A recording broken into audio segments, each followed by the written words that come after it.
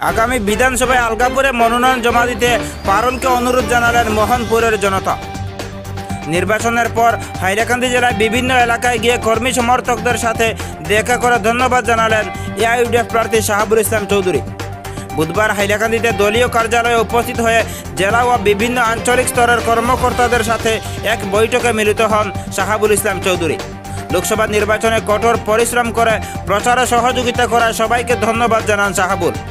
আলগাপুর মোহনপুরের প্রাক্তন জেলা পরিষদ সদস্য নুরুল ইসলাম লস্কর, এআইইউডিএফের হাইলাকান্দি জেলা সভাপতি আফজল হোসেন, সাধারণ সম্পাদক আবুল হোসেন চৌধুরী, যুব ফ্রন্টের সভাপতি দুলাল মজুমদার, আইনজীবী নিজামুদ্দিন লস্কর, নাসির উদ্দিন বড়ভূঁইয়া সহ উপস্থিত সবাই পারুলকে সান্ত্বনা দিয়ে বলেন তারা যথেষ্ট চেষ্টা করেছেন পারুলকে জেতাতে, কিন্তু জনগণ যা চেয়েছেন সেটাই হয়েছে। এদিন পারুল তার বক্তব্যে আরও বলেন তিনি নির্বাচনের কয়েকদিন আগে থেকেই বিভিন্ন জনসভা ও সাংবাদিকদের মাধ্যমে জনগণকে আহ্বান করে আসছিলেন যার পাল্লা ভারী তাকেই ভোট দিতে। নমরুদি ফেরাউনি সরকারের পতন ঘটাতে এক বাক্যে সংখ্যালঘু একজন প্রার্থীকে ভোট দেওয়ার আহ্বান জানিয়েছিলেন নির্বাচনের দিনেও। পারুল বলেন তিনি বুঝতে পেরেছিলেন নির্বাচনে জিততে পারবেন না, কিন্তু পারুল মনে করেন তিনি হারলেও জিতেছেন। নমরুদি সরকারের পতনে তিনি চেষ্টা করে গেছেন। এদিন মোহনপুরেও আরেকটি সভায় জনগণ পারুলকে ধন্যবাদ জানান। আগামী বিধানসভা নির্বাচনে আলগাপুর অথবা হাইলাকান্দি থেকে প্রতিদ্বন্দ্বিতা করতে জনগণ পারুলকে অনুরোধ করেছেন। বোয়ালিপার বাজারে অনেকে পারুলকে জড়িয়ে ধরে ক্ষমা চান, বলেন এইবার কোনো এক বিশেষ কারণে তারা পারুলকে ভোট দেননি, কিন্তু শাহাবুল ইসলাম চৌধুরীকে তারা অন্তরের অন্তঃস্থল থেকে ভালোবেসেছেন। তাদের অন্তরে আছেন পারুল। আগামীতে পারুলের হয়ে নির্বাচনী প্রচারে প্রথম থেকে শেষ পর্যন্ত থাকার কথা দেন মোহনপুর এবং বোয়ালিপাড়ের একাংশ জনতা। আপনি একটা কাম করুন, আমরা উত্তর হাইলাকান্দি আই আর বুধবাইলাম বিলে আর বাদেও আপনি আপনার একটু যাইছে, আর আমরা যতক্ষণ চেষ্টা করা লাগে তখন আমরা করব। আর যদি আপনি এটা হইল আপনার বিবেক, আপনি দুদিন বালা বুধবাই যে কর্তা করুন হইলে আমরা আপনার চেষ্টা করছি টান যে হিসাবে, কিন্তু আমরা ভোট টানাইতে পারছি না, এটা খুব দুঃখ আমরা মনে করিমগঞ্জ নেই। এও আপনি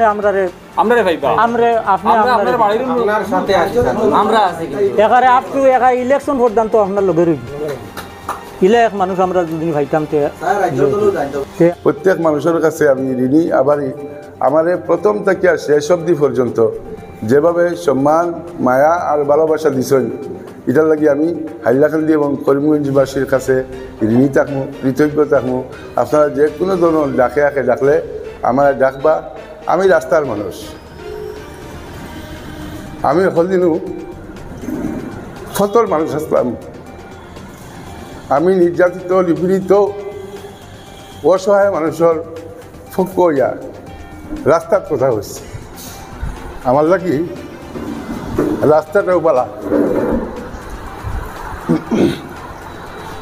আমি বালা রাস্তার থাকলাম, তবে হ্যাঁ মনে রাখবার কথা, যখন ডাক দিবা, যখন দরকার করব, যখন সময়ের সুযোগ আইব, আমি পারুল চৌধুরী আমার যে সামান্যতম শক্তি যদি তা বাঁচিয়া থাকে, সেই শক্তি লইয়া নির্যাতিত, নিপীড়িত মানুষের পক্ষ হয়ে আওয়াজ তুলব।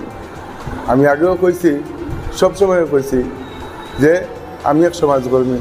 আজকে তো বুথ শেষ, আজকেও কইলাম যে এক সমাজকর্মী হিসাবে আমার মনোভাব, বিদ্বেষ, হিংসা নাই।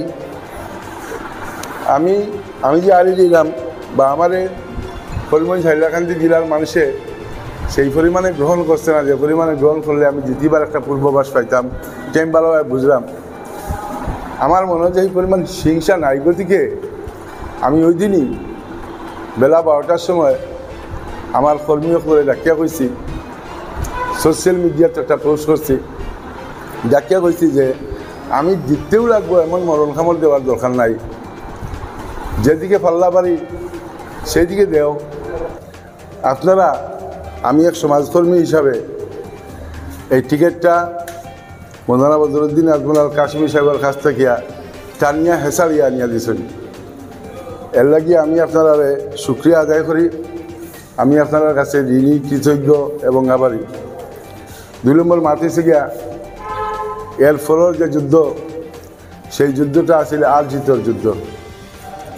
সেই আরানি আর জিতানির যুদ্ধ করিমগঞ্জ তথা হাইলাকান্দির জেলা ইউডিএফ থেকে শুরু করিয়া একদম নিচল লেভেলে আমার বুথ কমিটি পর্যন্ত সবে যারা যেভাবে মানসিকভাবে প্রস্তুতি নিয়ে সাহায্য করছেন, জিতাইবার ইচ্ছা পোষণ করছেন, শারীরিক শ্রম দিচ্ছেন, টাকা পয়সা খরচ করছেন, এটার লাগিয়া আমি আমার দিও জেলা কমিটির প্রত্যেক কর্মকর্তার কাছে, কর্মীদের কাছে চির ঋণী, আভারী এবং কৃতজ্ঞ থাকলাম।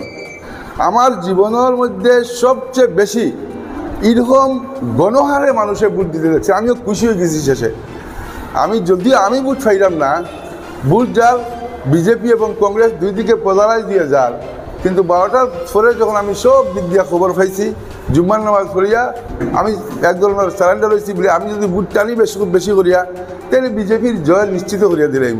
আমি আমার কর্মীকে জানাই দিছি, কিন্তু মনে মনে খুশি হয়েছি যে যাও অন্তত একজন ধর্ম নিরপেক্ষ দলের একজন জিতিব। আমি নাইবা জিতিলাম, কিন্তু ধর্ম নিরপেক্ষ দলের একজন জিতিব। নমরুদি শাসন থেকে অন্তত একটা কনস্টিটুয়েন্সিতে আমরা মুক্তি পাইব নিশ্চিত হয়েছি।